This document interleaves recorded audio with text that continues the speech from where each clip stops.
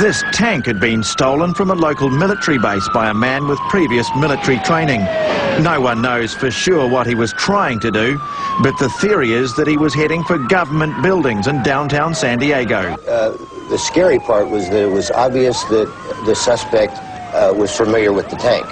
We immediately got information that there were no munitions in the tank. However, if he could get to the tank, get the tank out, there was no reason to believe that he couldn't get a large shell into the cannon of the tank. In those films, you see all the vehicles behind, which are all police vehicles, keeping the public at a safe distance.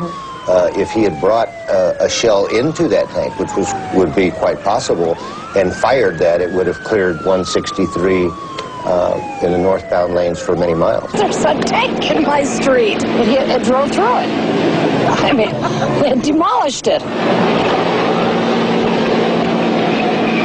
It was my van. Yeah, he pushed it all the way down here. He wanted to do it. He saw it in his eyes. He was having a good time, so.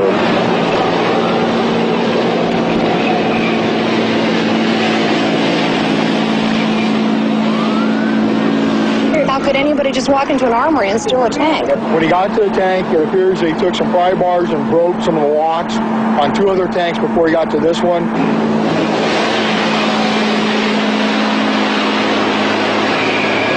Put a tanker bar. We can stop it with a tanker bar. The police weigh up their options. One was to enter the compartment not knowing if the individual was armed. 2, they could have used gas. They thought about it, they decided not to. Gas would cause the driver to possibly be debilitated and go out of control. And 3, if the officers had entered the compartment when it was gassed, they would be debilitated. The next decision was, should we use lethal force? The officers decided yes, and that's exactly what they did.